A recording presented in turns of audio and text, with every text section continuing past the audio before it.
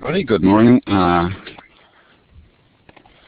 This is Lorcan Dempsey. I'll be chairing the session today. I'm the Vice President of Research here at OCLC in Dublin.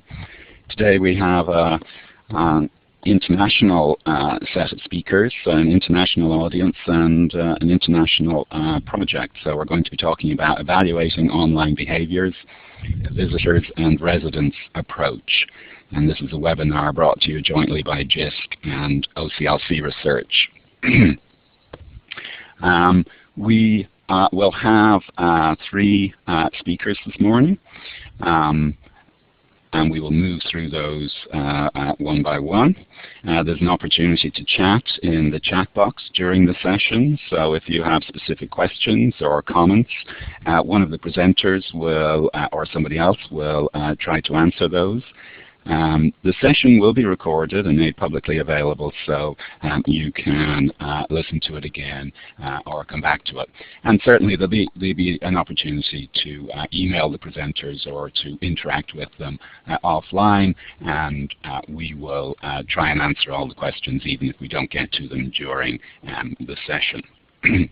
So our three speakers this morning, I say this morning because it's morning here in Ohio, but our three speakers this afternoon or this morning are Lynn Conway, Donna Lonclow, and Dave White.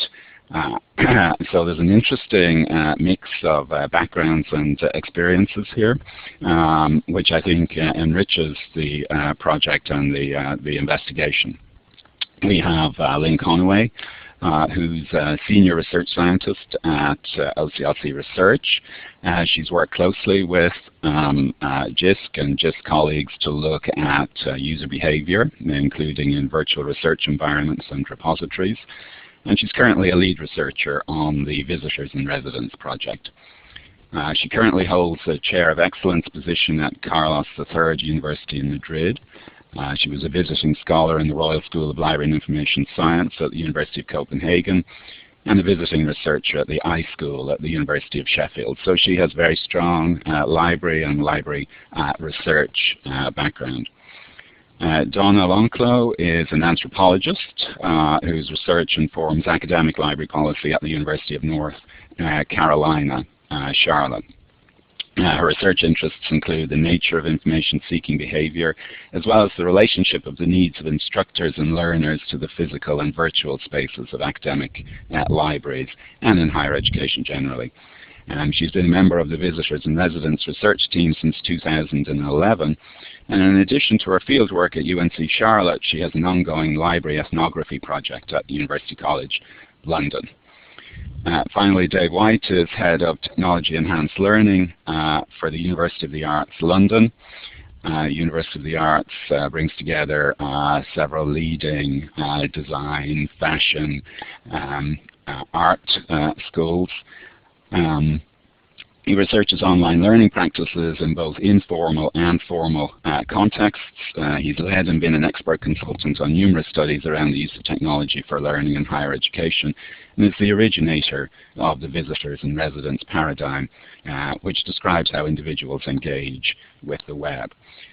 So as I say, I think with the library research, anthropology, learning technology background here, we have a very rich mix of expertise and perspectives, which I hope will come through very much the discussion. Our first speaker is Lynn Conway. So over to you, Lynn. Thank you, Lorcan, and thank you for joining us today, wherever you may be. And I'm going to try to give a very brief overview of the Digital Visitors and Residents project. And so to start out, these were the questions that we had when we developed this project. And basically, we wanted to understand the context that surrounds engagement with digital resources, spaces, and tools. And you'll see we wanted to identify how individuals engage with technology, how they acquire their information, and why they make those choices that they do, which I think is one of the most important questions. This is a diagram, and this was the This is the visitors and framework, residence framework that was developed by Dave White and another colleague who's not with us today, Allison Lake Horneau. And you can see that we have on the left side the representation of the visitor, and on the right side the representation of the resident. And in between there's this box where they do meet and combine.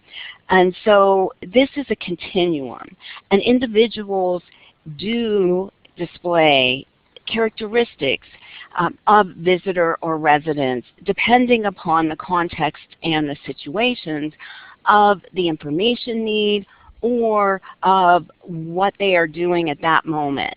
And so you can see on the, with the visitor side, this is the functional use of technology. It's usually that formal need. So today we are all using Blackboard. I probably would not be using Blackboard if I was not required to in this situation, in this context. Also, the visitor is less visible, more passive with his or her online presence. So that means that you may be on Twitter, you may just every once in a while post, or you may just observe and view and read. The same with Facebook and Instagram and other social media. You could favor face-to-face interactions more, email, maybe even telephone conversations. On the resident side, there's a more significant online presence and usage. There's a high level of collaborative activity online. Usually you're uploading materials, photos, videos. And when I look at our team, our work team on this project, I would say that Dave and Donna are probably much more resident than I will ever be on Twitter. So I'm more of the visitor on Twitter. And so our entire project is based on this framework. We also divided the individuals into 4 educational stages. And we started thinking about this as how we move through our lives learning. And one of the things that we were thinking about with this project was the whole Prensky idea of the digital immigrant and the digital native, and how age was very associated with that. And we were thinking that age may be a factor, but there are many other factors, many other variables that can influence the way individuals behave. And so we started thinking, we'll look at educational stages rather than ages. And so with the first educational stage, we called it the emerging stage. And you'll notice, you know, we were trying to get all E words, and maybe that we shouldn't have done that. But the first one is the late stage secondary school, so that last year of secondary school or high school in the U.S., first year undergraduate. Establishing second or third year or upper class undergraduates. Embedding are your postgraduates or graduate students, as they're called in the U.S., doctoral students. Or the experiencing, your scholars, your researchers, your lifelong learners. And so as I talk about the study and as Donna and Dave discuss some of the findings, you will hear us using these terms. We had 4 phases with this project. We had semi-structured interviews. We also took a select group, asked them to send us diaries, monthly. We conducted monthly semi-structured interviews. Some of the diaries were given to us written, mostly email, and in an email document or in an email message or in a Word document. Skype or telephone calls are what we did when we were conducting the interviews.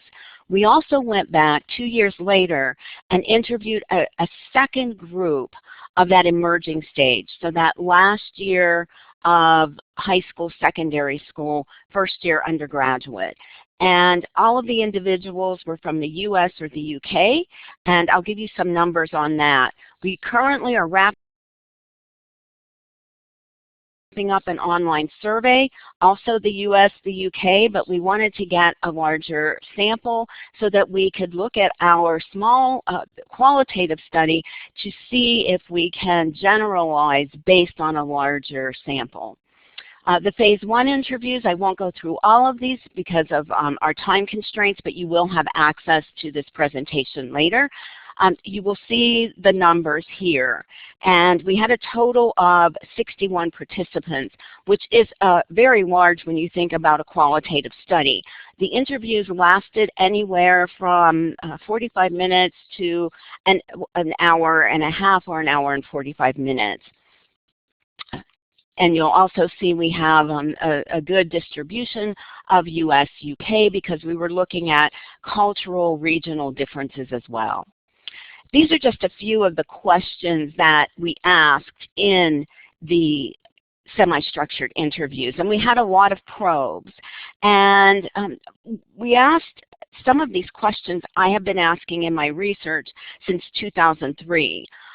The one when you were asking, think of a time when you had a situation where you needed answers or solutions. We also have another question that we've asked since 2003. Actually, there's several.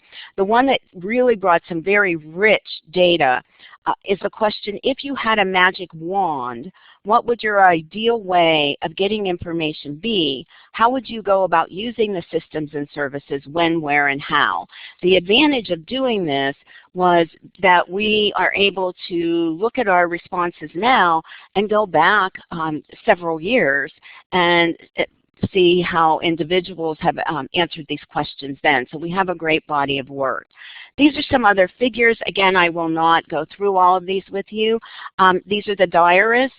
We had 22 diarists, and we collected 66 of them from April 2011 through October 2013.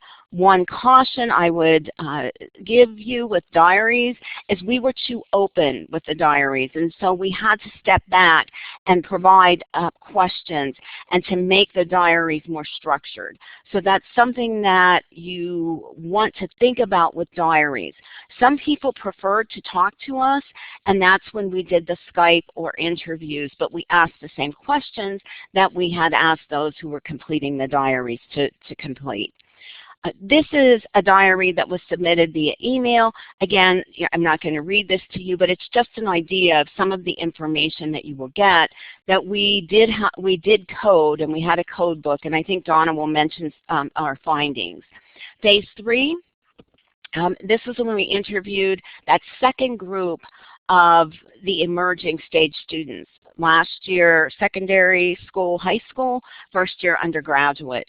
And we asked those same questions. The rationale behind this was, our individuals 2.5 years later, do they have new technologies? Are they doing different things?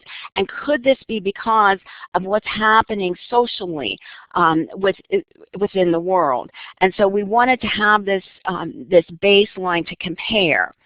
Also, as I said, we are currently conducting the online survey, and hopefully we'll have results soon. This is a graph that I wanted to show because I mentioned that we were trying to get away from that whole age, the idea of age. And that how age is is the variable. And as I said, age may be one variable that affects the way individuals behave, but it's not the only variable, and it may not be the most prominent variable. And as you can see with the emerging group, most of the individuals, well, many of them are between 12 and 18.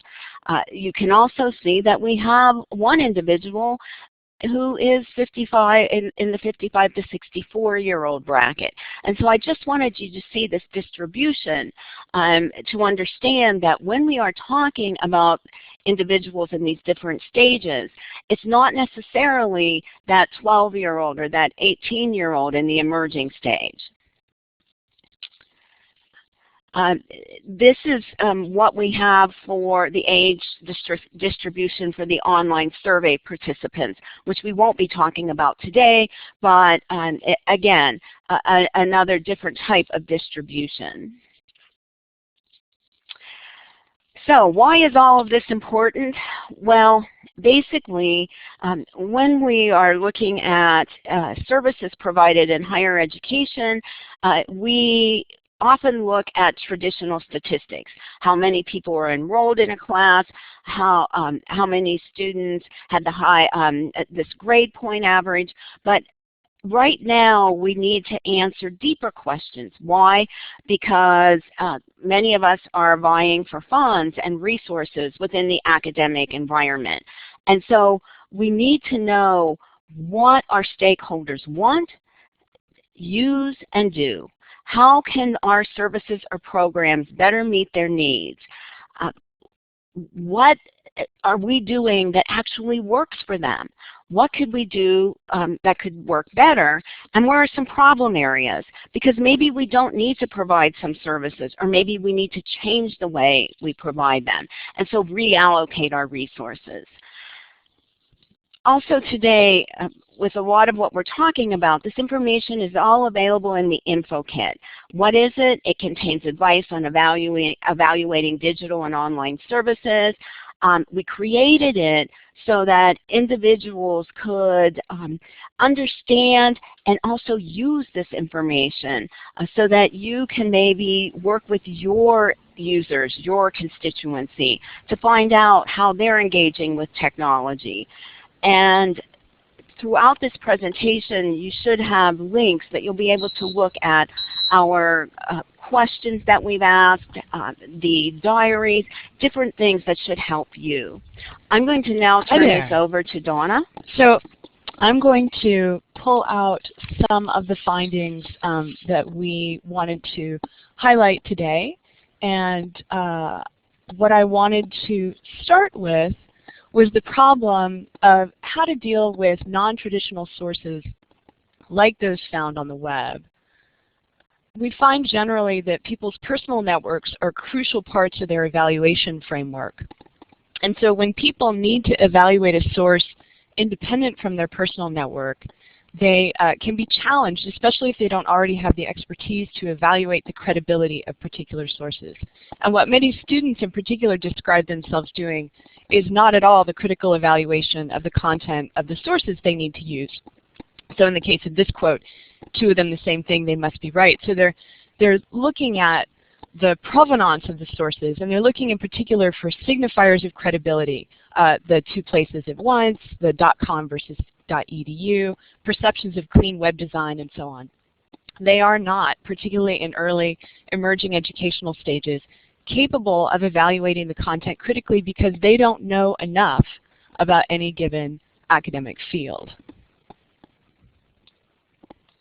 But the lack of experience in a field is not the only thing that drives people to use resources such as Wikipedia. And the perception that Wikipedia is an illegitimate source is in direct conflict with people's everyday experiences with Wikipedia's general reliability as a starting point and as an effective place for quick facts. And instructors and institutions are going to risk fostering covert online study habits, what we've been calling the learning black market, if they discount the effective information-seeking behavior of students and faculty just because they're not institutionally affiliated and officially authoritative resources.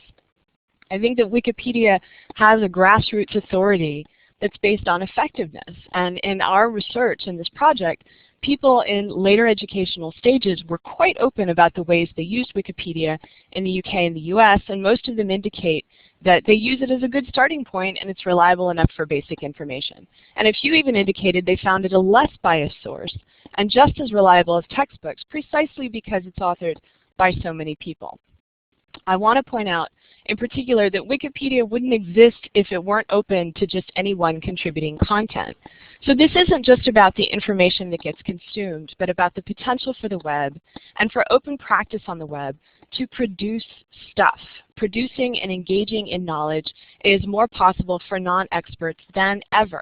And I think this has implications for pedagogy, for teaching, and for learning, and we need to think about this.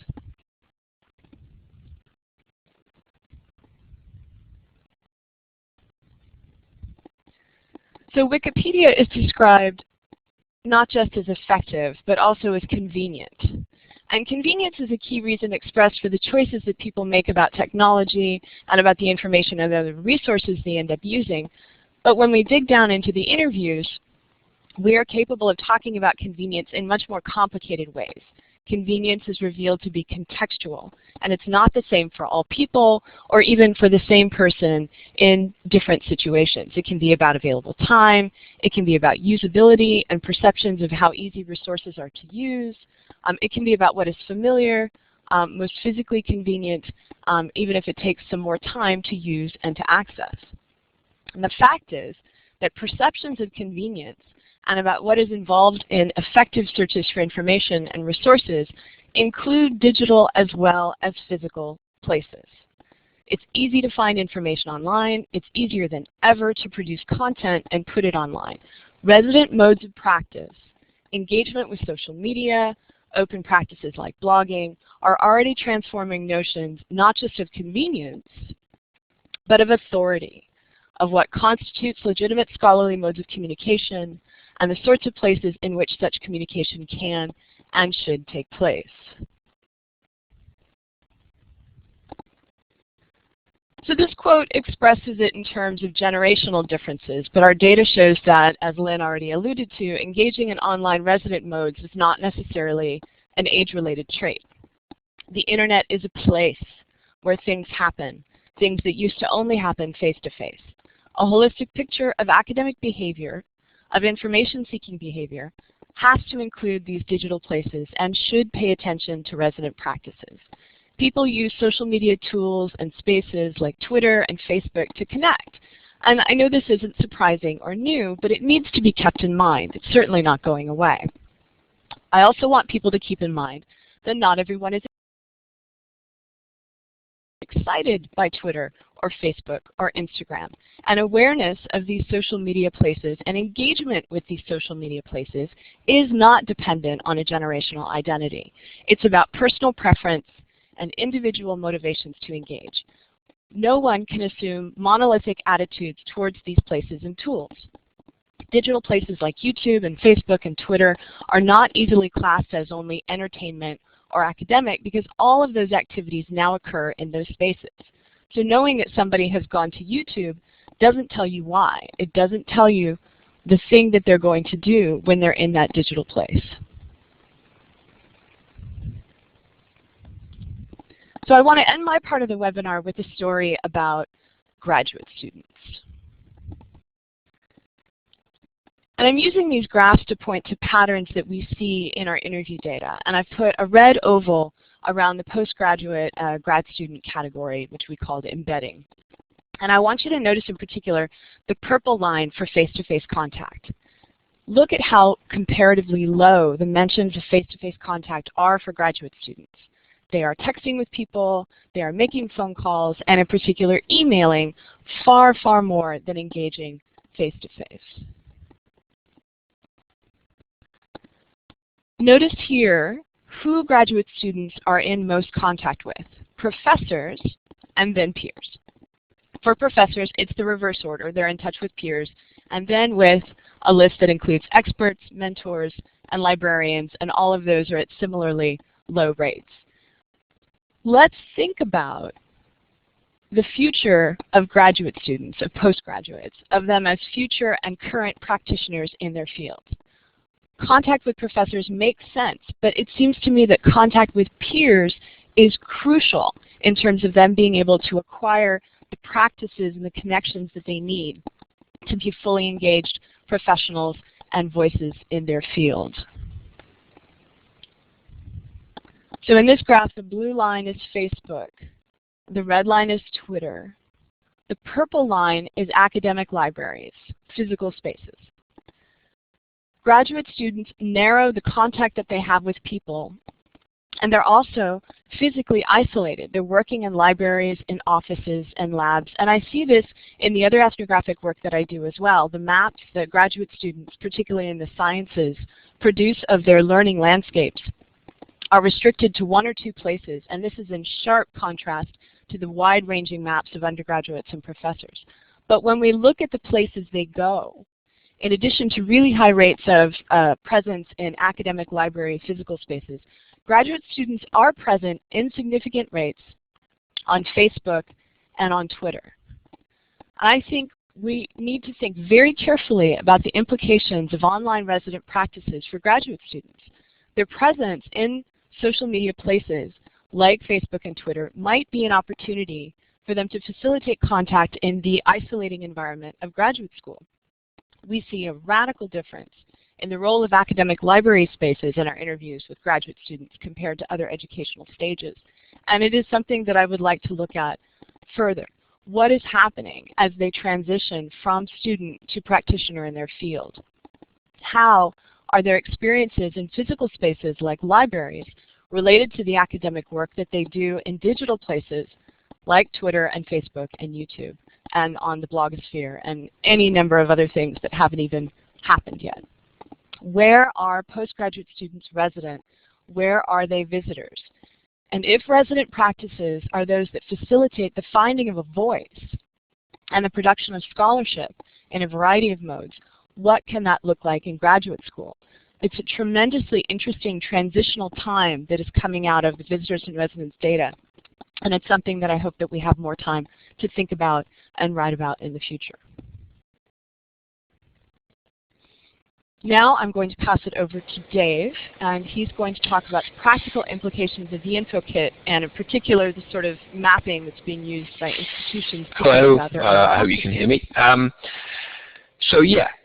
room, and I'm not talking to the room here, there's nobody else here, that would make me a crazy person. I'm talking about the online room. If you do want to talk in the text chat, please do. Please, if you've got any questions that you've got already, then please stick them in the text chat so that we can move into questions after my little chunk nice and smoothly. Hello, Catherine Jensen. See, this is how this works. Now we're connecting. I like it. So, thank you to Lynn and Donna for setting that up so nicely. You can see the heritage of the project, and then you can see some of the ways that data is helping us come to an understanding of perhaps what's going using visitor and residence sort of idea. I suppose I want to finish off in my little section by saying, so what? You know, we see these things, we've got these sort of high-level concepts, we've got an awful lot of data that we've been shuffling our way through. Hello, Rosie. See, you can't say I don't pay attention. So how do we respond? Well, one of the things that I was keen to do was to come up with something that people could use in their own institutions, in their own contexts, and that is a mapping process, if you like. It's something that you can pick up and run with. So I just want to go through that. So we're looking at visitor and resident continuum. You're not either a visitor or a resident. At the visitor end of the continuum, you're seeing the web perhaps as a series of tools. You use a tool, you put it back and you close the lid so you come back offline. You're not leaving a social trace online. The resident end of the continuum, you see the web as perhaps a series of places or spaces where you go online to be present or to connect with other people. So you're likely to have a social media profile, and you know, in terms of what Donna's saying, in terms of that interesting sort of transition from being a student to having a voice in your field, you know, I see the web as being more than just a set of tools. This is where the visitor and resident things comes from. And, you know, we talk about learning spaces a lot. As far as I'm concerned, one of the aspects of the web, the resident web, is that it is just another learning space or place. And once you start thinking about it as a learning space or place, you know, it starts to have all these new affordances and new ways that we can work. It starts to be somewhere where we can have a voice, where there is an audience, where we can build a network, all of these things. But the way that we have to handle the way that we work in these spaces, either pedagogically or as institutions, is very different from if we conceive the web as just a series of tools.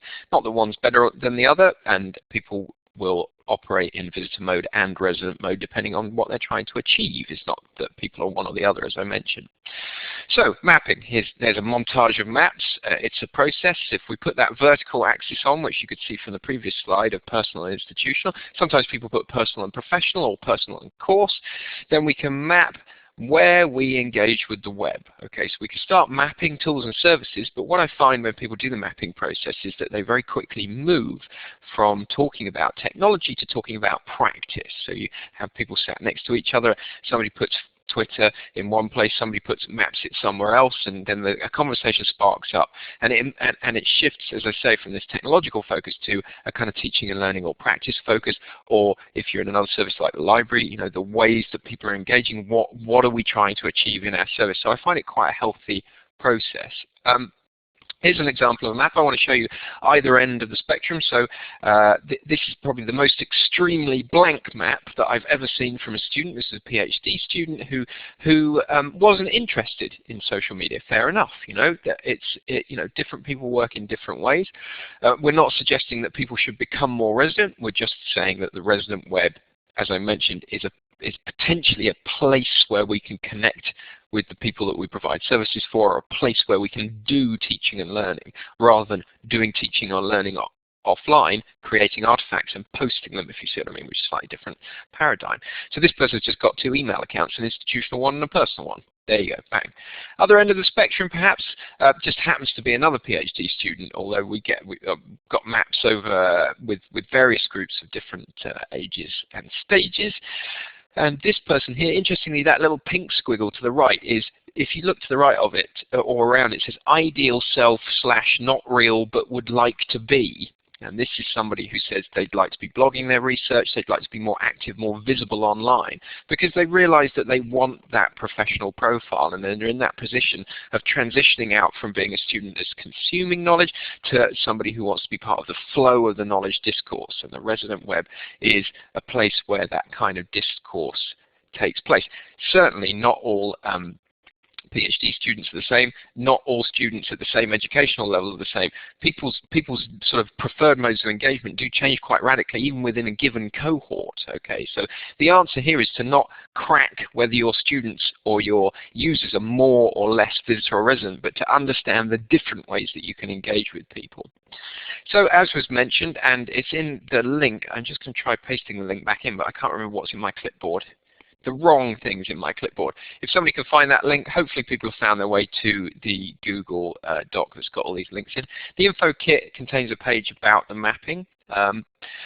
There's also JISC Skills, who are helping to host this session as well, have been working with the visitor and residence idea and using taking forward some of the ideas that have come out of the project, out of all that data, out of our analysis, and using it to help inform and support practice by running workshops around the visitor and resident, using the visitor and resident paradigm. I've also made 3 short videos which go through some of the major themes that have emerged, some of which are also in the info kit.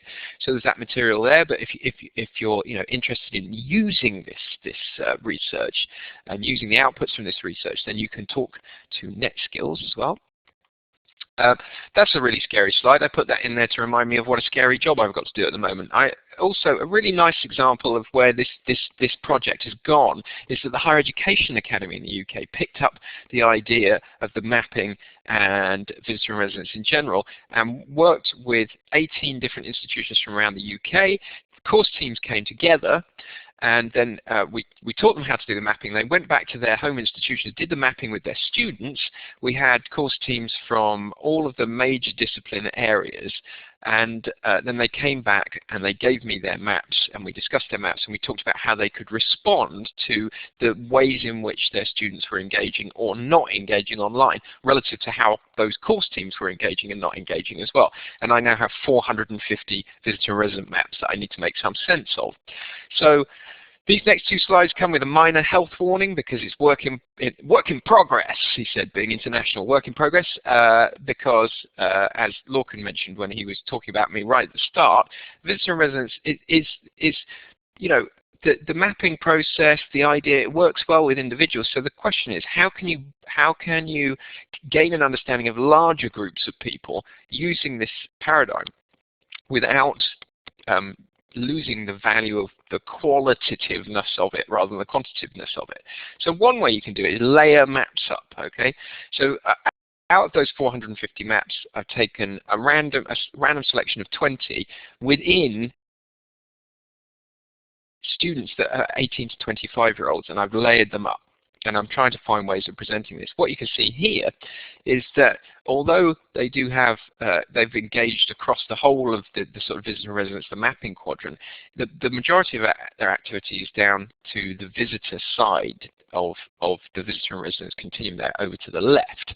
Whereas if we look at the older students, okay, 30 to 45, you'll see that their activity is perhaps more evenly spread, okay? And I think this comes back again to this thing that we're revisiting this idea of what is the influence of age, what's the effect of age in terms of the way that people engage with the digital environment.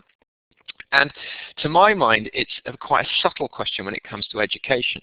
So I think you can see, if I just flip back to this younger one here, you'll notice that although there's some activity in that resident institutional quadrant, the bottom right, when we look at the older students, there's perhaps more in that quadrant, or as I say, it's more evenly spread.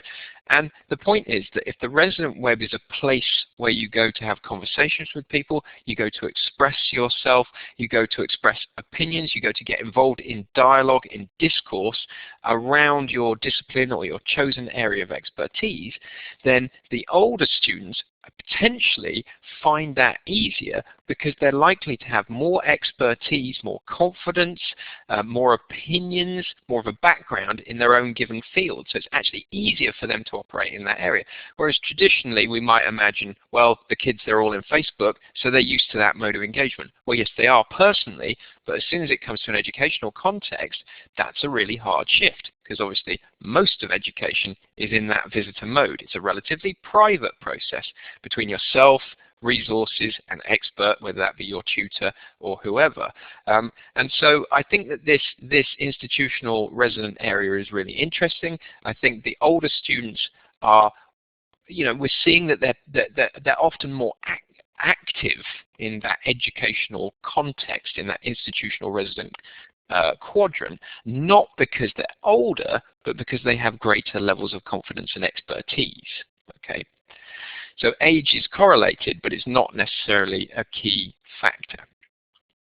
So I'm just going to finish off by showing you some of we asked these institutions. So really what I'm talking about here is the Higher Education Academy have used the outputs from a JISC project to sort of push this area, to just continue working in this area.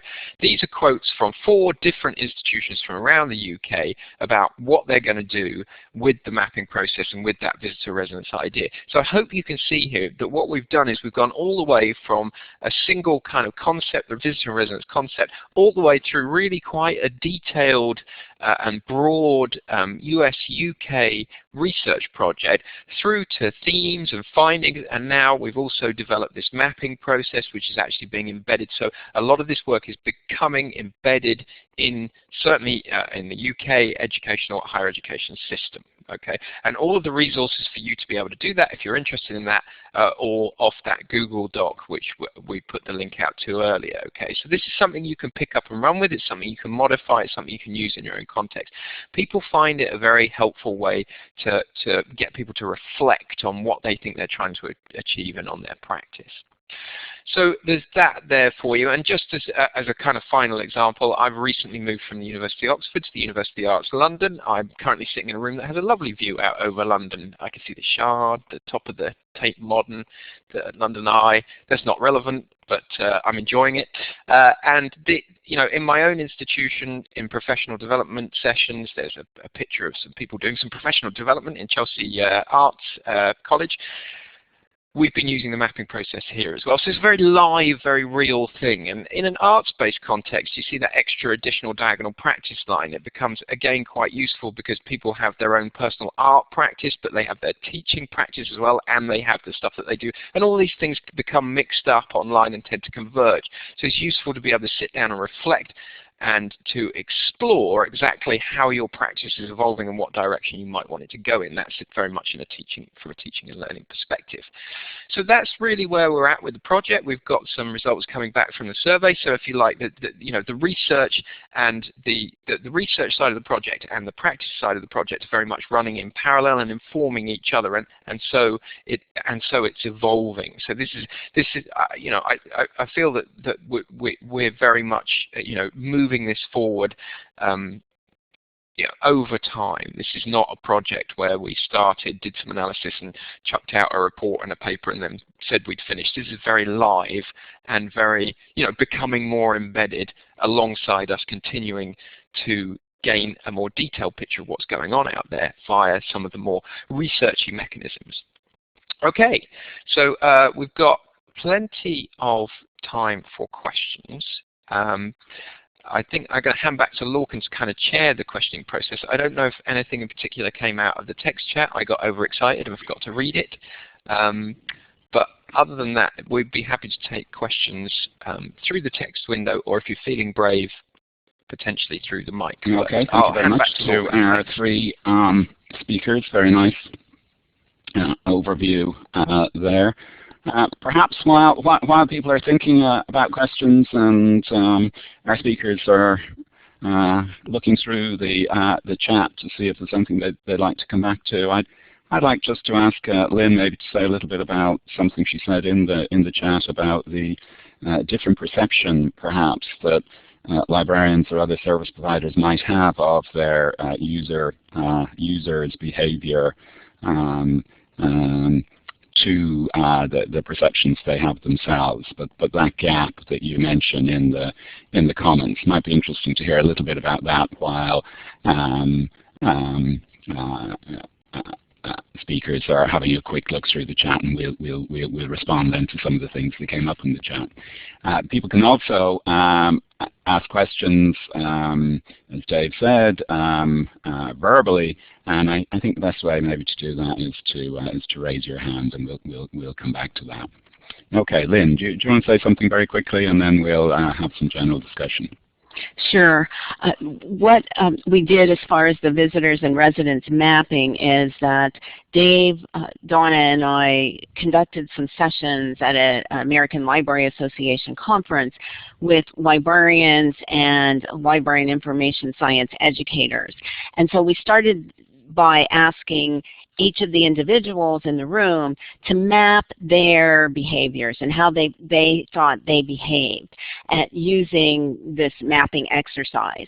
And so then we talked about that, and everyone got very excited about it. So, we really couldn't say much about their behaviors. I mean, they looked as though what we would assume. So then we said, would you please map how you think your students, or think of a particular user group within your academic community, and would you please map how you perceive or think they're using information, using technology, getting information. And then they did that, and what they mapped was not necessarily what we found in our findings, and so we had them discuss that, and then we displayed some of our findings, some of the maps that Dave showed today, and talked about that. And I think, Dave and Donna can jump in here, but I think that it was somewhat surprising to the individuals in the room. I think it might have been a little off-putting for some, but I think we have these perceptions of how individuals are going to behave and how we think they should be engaging with technology or engaging with information or searching for information, which isn't necessarily the case. And so I think it was a very good learning opportunity. We found this in another study that we looked at, not using this framework, but talking to librarians and then users, the students, about a specific online resource. And it was completely off base between what the librarians had said and what the users had said about their behaviors and their perceptions of that service. Dave and Donna, did you want to add anything? I think the importance of doing something like the mapping process is that it gives people an opportunity to see the difference between the perception and the reality. And I think that people fall into these formulas of talking about, oh, people do this and people do that. And I think that's an awful lot of the reason that people start to talk in relatively lazy ways about generational differences, because it's easy to think that way even if it's not accurate. So one thing I would advocate for, if anybody's thinking about doing these mapping processes, is the ability to be able to break down those sorts of assumptions really easily. I mean, it took one session for these particular practitioners to sort of, slap themselves in the head and say, oh, of course, that's really not what is the case at all. It's not a particularly high barrier to get over. It's just something that people have to have an opportunity in a space to be able to think about. Yeah, I think one of the challenging areas is that you can do the mapping process and have discussions. I think people find it relatively easy to get their head around these kind of notions conceptually. So to start seeing the web as a series of spaces as well as a series of tools. I think one of the challenging areas is to say, okay, on our course or out at the library, we'd like to start engaging with people in that institutional resident quadrant. The question is, what does practice look like in that area? And it's certainly something we've got data on. We can demonstrate kind of examples of what practice looks like in given quadrants and the motivation behind that. So I think one of the trickiest things to do is especially in higher education, you don't necessarily have that much problem getting people to talk, right? You don't necessarily have too much trouble getting people to reflect if you've managed to kind of pull them out of their daily grind, if you like. I think the toughest thing to do is to then get people to say, here's how I'm going to change my practice, or here are the 3 or 4 things that I'm going to start doing or stop doing or do differently to kind of move my practice in a particular direction. And what I'd say is, from a point of advice, is that obviously if you're doing a session, a mapping session or any kind of engagement session, then you tend to come to that, okay, what are you going to do about it late in the day, and by then everybody's quite tired. So one of the things I'm interested in is how you can get people to think about how they're going to respond in quite a pragmatic fashion. Tomorrow when I sit down at my computer, what am I going to do differently and why? So I think that's a kind of challenge in terms of embedding this research in practice. In terms of what Lynn was talking about the libraries, one of the things that came out that was really interesting, very specific, was in terms of resident practice for organizations. What persona do you go out to the world with? And this is not a question that I think there's a right answer to, but it was something that people were very interested in discussing and had trouble with. If I'm a library or I'm a university, do I go out on Twitter and on Facebook, or do I appear in these resident spaces as the library, with a library account, or do I appear as me, but in my professional role? So Dave White, but I work here and I talk about these things a lot. And I think that's an area that's really shifting and changing at the moment. How much, how do we decide whether to appear in the resident web as organizations or as people? Because as we know, the social web, the resident web, tends to be formed around the cult of the individual, around people. It's social in that sense. Nevertheless, you don't want a member of your staff to go out and get a massive following and talk about your library or your course and then suddenly move on and you've lost them all. Okay, so I think that's a tricky and very specific area that a lot of people need to think about that's come out of the mapping. Good. So maybe it might be nice to ask the speakers whether there were particular threads in the chat they'd like to pick up. Might put you on the spot initially, Donna, and say, I'd certainly be interested to hear a little bit about the relationship you've seen between this and the sort of trend towards more anthropological research that we've seen in our domain in recent years. I think Jane Treadwell asked to comment about this in the chat, but maybe say something about that. But then, if there are other specific threads that you'd like to return to. Yeah, I was saying in the chat box that there was a question about how is our work in BNR connected to things like the Aerial project coming out of the Illinois Consortium and the library ethnography work that I do at UNC Charlotte and UCL. And I agree with the way Lorcan's framed it. I think this is all of a piece. This is all an attempt to do sort of more qualitative behavioral research around the actual practices of people, so that then individuals and institutions who are thinking about policy and about pedagogy can be grounded in a sense of what people actually do instead of in assumptions about what we think they should do. And I think one of the most important things that can come out of behavior research is breaking down why we think they should do things that way. There are all these cultural assumptions built into things like don't go to Wikipedia, or you should be able to do X, Y, and Z when you encounter a library catalog, that I think need to be challenged. And one of the ways you can most effectively challenge it is with this kind of anthropological approach. I think that one of the strengths of qualitative research is that it gives us the ability to tell effective stories to policymakers, and in particular to the people who are in charge of budgets. The amount of counting and quantitative work that has been happening in higher education doesn't appear to have given practitioners in higher ed any more powerful a voice in advocating for the things that their students and their faculty need. So I think that there is an opportunity here to take the powerful stories that we can tell through qualitative research and collectively, with the work that's been done in the US and the UK, start to say and advocate for changes, big and small, that can result in more effective educational practices. Good. Were there other topics that you would like to come back to or comment on that came up in the chat? Me in particular, or the rest of them? Yeah. I don't want to monopolize the time. Yeah. No, you. Oh, okay.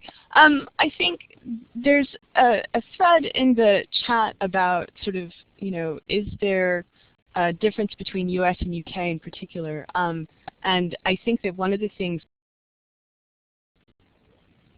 coming out of this kind of research that we're doing is that there aren't significant, huge differences. The differences that we're finding are relatively minor and have as much to do with the way that we structure our education in the US. There's a lot more generalized knowledge going on. Later on, we don't require people to specialize first thing as an undergraduate. So you're seeing, you're seeing more sort of beginner type searches happening later in US context. But I don't think that speaks to a fundamental difference in the way people are approaching search, information, voice. I think it's more a question of timing and structural differences. So basically, I think that we can look at what's going on in the US and the UK and speak to that work collectively instead of assuming that we have to do our own little special snowflake studies of our particular people at one given point in time. Dave, would you like to comment on any of the threads in the chat? Yeah, I'm going to do that slightly academic thing of not commenting on a thread in the chat, but just I just wanted to I wanted to re-emphasize something that Donna mentioned, which I think is really important around all of this. Is I genuinely believe that we don't emphasize enough, not a great sentence so far, that the web gives anyone with access the opportunity to publish.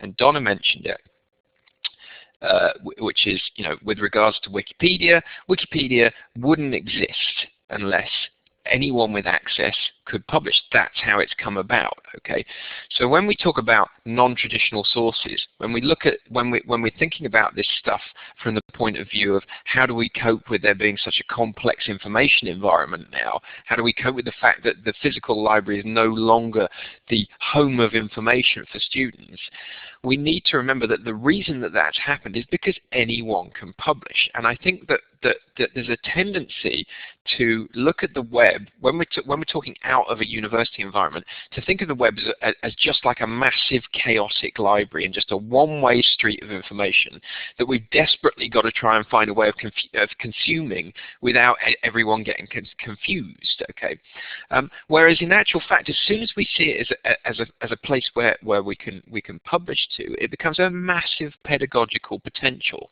Okay, as I said, a place where students can develop a voice for themselves. Okay, find an audience, create a network. Okay.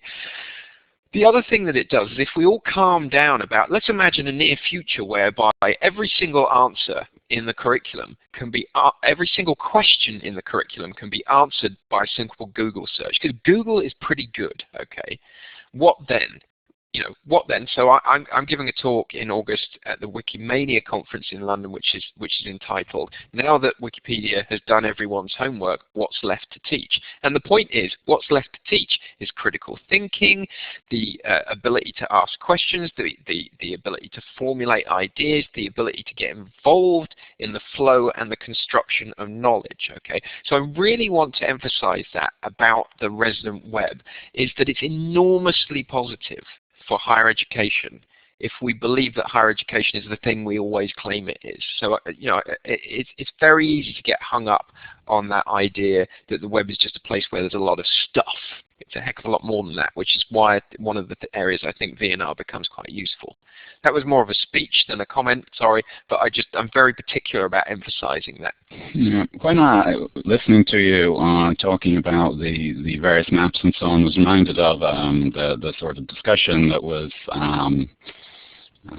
you had in the UK maybe a few years ago about personal learning environments, and then contrasting personal learning environments with the sort of bricolage, the informal nature of the personal learning environments, contrasting that with the more prefabricated service delivery from your discovery layer or your VLE or course management system. And I suppose I wonder, you're not quite at the stage yet, or are you, where you've been giving advice to institutions less about the individual behaviors, but more about the type of service portfolio that's needed in a residential environment?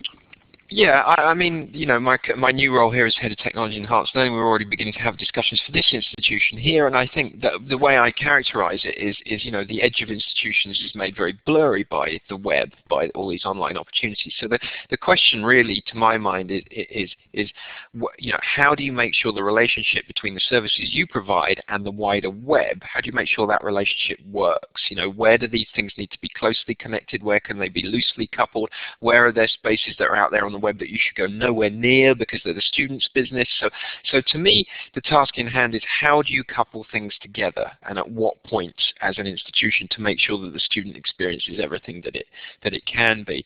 I just want to very quickly pick up on a comment that somebody made about, well, what's the role of librarians? And I think that Lynn's probably responded in the chat. But students massively respect expertise and librarians and curation. And incoming students do not know how to do higher education. They are not necessarily that good at independent learning. They need help. They respect the library as the home of quality information, and they look to librarians to help them navigate their way through the information environment. But to my mind, anybody who thinks they're a librarian, that role is shifting more towards teaching and learning, and we see this in my institution here. So I think the net effect is that librarians are incredibly important, more important than they've ever been, but the emphasis in the role probably shifts a little bit away from probably more towards teaching and learning and teaching, contextual advice within the curriculum, things that a lot of librarians have been doing for years.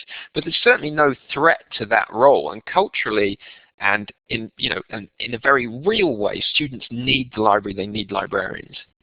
And I think it's important to emphasize as well that there are going to be practices that people engage in that have nothing to do with the institution, but still have to do with their learning, and that's okay. And we've talked in the past about the importance of recognizing people's practices, whether they're institutionally based or not, and seeing how they serve them and how we can leave it be and that's okay. The institution doesn't have to be everywhere. It shouldn't be everywhere. Nobody wants it everywhere.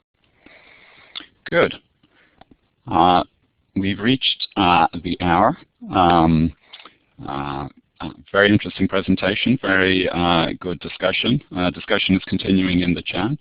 I'd like to thank our 3 speakers. I'd like to thank everybody who participated. I'd like to thank those who are still discussing things in the chat. The chat discussion can go on. Our speakers will respond and answer questions in the chat for a little while, so please continue in the chat. I'd like to thank our NetSkills colleagues for supporting us, Steve and colleagues at NetSkills for providing the framework.